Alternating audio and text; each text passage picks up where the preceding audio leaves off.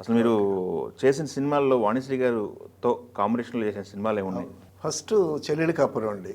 Okay. చెల్లెలి కాపురం బాలయ్య గారి ప్రొడ్యూసర్, కె విశ్వనాథ్ గారి డైరెక్టర్. ఆ, చెల్లెలి కాపురం తర్వాత జీవన జ్యోతి. తర్వాత జీవన జ్యోతి. డివిఎస్ రాజు గారి సినిమా, అది కె విశ్వనాథ్ గారి ఓకే. డైరెక్ట్. ఓకే. తర్వాత ప్రేమనగర్కి బాపీ గారితో నేను ఒక సినిమా చేశాను. తర్వాత బాపీ గారు కొన్ని సీన్స్ క్లాష్కి వెళ్ళారు. సో నేను బాపీ గారితో ఫాలో అయ్యేవాడిని. ఓకే. అసలు ఆ ప్రేమనగర్, అసలు ఆ సెట్స్ చూడటానికి వెళ్ళేవాడిని. అద్భుతమైనటువంటి సెట్స్, గ్రాండ్ ఎయిర్, చాలా రిచ్గా తీశారు కదా ప్రేమనగర్. అందుకోసం వెళ్ళి చూస్తూ ఉండేవాడిని. తర్వాత వాణిశ్రీ అంటే నాకు యాజ్ అన్ ఆర్టిస్ట్ నాకు చాలా ఇంట్రెస్ట్. ఆవిడ ఎక్స్ప్రెషన్స్ కానీ, ఓకే, తర్వాత ఆవిడ ఎక్స్ప్రెషన్స్లో ఒక గ్రేస్ ఉంటుంది. చాలామంది ఇప్పుడు సావిత్రి గారులో సాఫ్ట్గా ఉంటుంది, బట్ ఈవిడ ఎక్స్ప్రెషన్లో సాఫ్ట్గా ఉండే చోట సాఫ్ట్గా ఉంటుంది, మంచి గ్రేస్ ఉంది ఈవిడ ఎక్స్ప్రెషన్స్. సో అందుకోసం సెట్స్కి వెళ్ళి చూస్తూ ఉండేవాడిని. ఫస్ట్ సినిమా చెల్లెలి కాపురం. ఈవిడ అసలు డౌన్ టు ఎర్త్, చాలా చిన్న వేషాలు వేసి వచ్చింది. మనిషి చాలా నల్లగా ఉంటుంది. అసలు బయట చూస్తే మనం నమ్మలేము ఈవిడ వాణిశ్రీ అని. ఈవిడ మేకప్కి 4 o'clock లేచి 3 hours టైం తీసుకుంటుంది. ఎందుకంటే ఫేస్ నల్లగా ఉంటుంది, ఫేస్ మేకప్ చేయాలి, ఈ హ్యాండ్స్కి రంగులు వేసుకోవాలి, తర్వాత ఏమో కాళ్ళ మీద షార్ట్ తీస్తారేమో తెలియదు కదా. అందులో చెల్లెలి కాపురంలో ఆవిడ మంచి నర్తకి. నర్తకి అంటే మరి కాళ్ళతో స్టెప్స్ వేయాలి, సో కాళ్ళకి రాసుకోవాలి.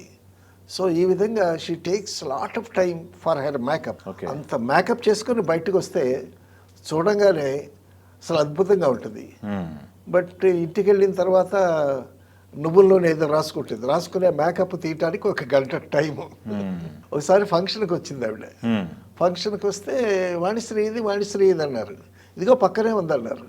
చూస్తే లిటరల్గా మీరు నమ్మరు, ఏంటి వాణిశ్రీగా అని అనిపించింది. బట్ మేకప్ వేసుకుంటే అద్భుతం. ఓకే. అక్కడ చెల్లెలి కాపురం సినిమాలో ఆ కథ ఏమో బాలయ్య గారిది. బాలయ్య గారు రాశారు ఆ కథ. అందులో హీరో డీగ్లామరైజ్డ్ మేకప్, ఆయన ఒక రచయిత. అవునవును. తర్వాత వాణిశ్రీ ఏమో ఒక మంచి డాన్సరు. సో ఈ కవులకి ఈ ఆర్ట్స్కి సంబంధించినటువంటి రిలేషన్స్లో అతని పుస్తకాలు చదివి షీ బికమ్స్ హిస్ ఫ్యాన్. ఆ ఫ్యాన్ అయిపోయి ఈయనకి ఉత్తరాలు రాయటం, ఆ విధంగా ఈయనతో పరిచయం అయ్యి ఈయన దగ్గరికి వస్తుందన్నమాట. ఓకే.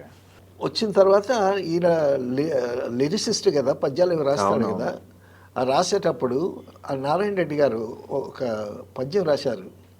పరిమళించు వెన్నెలనేవి, పలకరించు మల్లికనేవి, నా జీవన బృందావనిలో నడయాడే రాధికనేవి అని చెప్తూ ఉంటాడు ఈయన. హమ్ చేస్తూ ఉంటే ఆవిడ రాస్తూ లైన్కి మధ్యన ఎక్స్ప్రెషన్స్ ఉంటాయి. ఆ మ్యూజిక్ ఎక్స్ప్రెషన్స్ ఆ బిట్ మీద ఎక్స్ప్రెషన్ ఇస్తుందండి. చాలా అద్భుతమైనటువంటి ఎక్స్ప్రెషన్ ఇచ్చింది. నాకు చెల్లెలి కాపురం అప్రెంటిస్ అయిన తర్వాత ఫస్ట్ సినిమా చాలా ఉత్సాహంగా పనిచేసేవాడిని. ఒకసారి ఆవిడ కెమెరా ముందు నుంచుంది.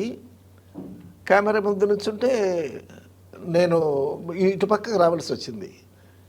ఆవిడ్ని కెమెరాని క్రాస్ చేసి వచ్చాను నేను. వచ్చేసరికి ఎవరి అబ్బాయి అంది.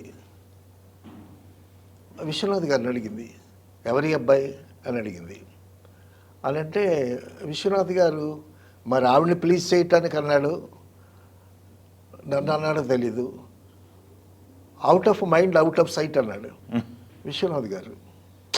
ఆవిడ చాలా అరగంటగా ఎవరి అబ్బాయి అంది. ఈయన కూడా is out of site out of mind అన్నాడు. నేను దాని గురించి పెద్ద పట్టించుకోవట్లేదు. తర్వాత ఆలోచిస్తే నన్ను ఏదో అన్నాడు అని. అయితే ఇలా కెమెరా ముందు క్రాస్ చేయటం అనేటువంటిది జరగకూడదు కదా. కెమెరా వెనక నుంచి క్రాస్ చేయొచ్చు, కెమెరా ముందు నుంచి వెళ్ళకూడదు. So that is my mistake. తెలియదు అప్పట్లో అన్నీ ఒకసారి మనకి తెలియదు కదా. తర్వాత అండి ఎంత తెలివైందంటే ఆవిడ చిన్న చిన్న వేషాలు వచ్చింది. ఆవిడ్ని చెంచురామయ్య అని ప్రొడక్షన్ మేనేజరు, చాలా లీడింగ్ ప్రొడక్షన్ మేనేజర్, పెద్ద మేనేజరు. సో అతను చేరదీశాడు, అతను గదిలో పెట్టుకున్నాడు, పెట్టుకొని వేషాలకి తిప్పాడు, చాలా హెల్ప్ చేశాడు. ఈవిడ పైకి రావడానికి ఆయన ఒక కారణం. సరే ఈయన ట్రాక్లో ఈయన బిజీగా ఉన్నాడు, ఆవిడ ట్రాక్లో ఆవిడ బిజీగా ఉంది. ఒక సినిమాలో ఈవిడ యాక్ట్ చేస్తుంటే ఆయన కనిపించాడు, సెట్లోకి వచ్చాడు. సెట్లోకి వచ్చేసరికి ఈవిడ మూడ్స్ మారిపోయి ప్రొడ్యూసర్ని పక్కకు పిలిచి దానికి సంబంధించిన ప్రొడ్యూసర్ పార్ట్నర్ ఎవరో ఉంటారు కదా, చించడం ఇక్కడ ఎందుకున్నాడు అంటే అతనే మన ప్రొడక్షన్ మేనేజర్ అండి అనేసరికి తర్వాత అతను ఉంటే నాకు చేయలేనండి, నాకు ఎంప్రెసింగ్ ఉంటుంది, అతను ఉంటే నేను చేయలేను. ఎందుకంటారు అంటే ఆవిడ గత చరిత్ర, గత జీవితం అంతా ఆయనకు తెలుసు కదా. ఓకే, తెలుసు కదా. ఓకే. సో అవి ఎక్కడ రివీల్ చేస్తారేమో అనేటటువంటి ఒక గిల్ట్ ఫీలింగ్ ఉంటుంది. ఇప్పుడు ఈవిడ పాయింట్ ఆఫ్ వ్యూలో ఆలోచించిన ఒక విధంగా అనిపిస్తుంది. ఇప్పుడు కాస్త పైకి వచ్చారనుకోండి, వచ్చిన తర్వాత ఆ గత ఎవరైనా సరే సినిమా ఫీల్డ్లో డౌన్ టు ఎంత కోటీశ్వరుడైనా డౌన్ టు ఎర్త్ రావాల్సిందే. వస్తూనే గొప్ప ఆర్టిస్ట్గా రారు కదా. వచ్చి చిన్న చిన్న వేషాలు వేసి నేర్చుకుని వస్తారు. సో ఏంటంటే ఆ గిల్టీ ఫీలింగ్ ఉంటే, ఎదురుగా ఆ వ్యక్తి ఉంటే వీళ్ళకి కూడా ఇబ్బంది యాక్ట్ చేయటానికి. సో మొత్తానికి ఆయన్ని తప్పించేస్తారు. ఆర్టిస్ట్ కావాలి కదా ముందు. ఇప్పుడు తెర మీదకి వచ్చేటటువంటి ఆర్టిస్టులకు ఉండేటటువంటి విలువ టెక్నీషియన్స్ కాదు కదా. వీళ్ళకి ఏంటంటే ఫేస్ వాల్యూ ఎక్కువ.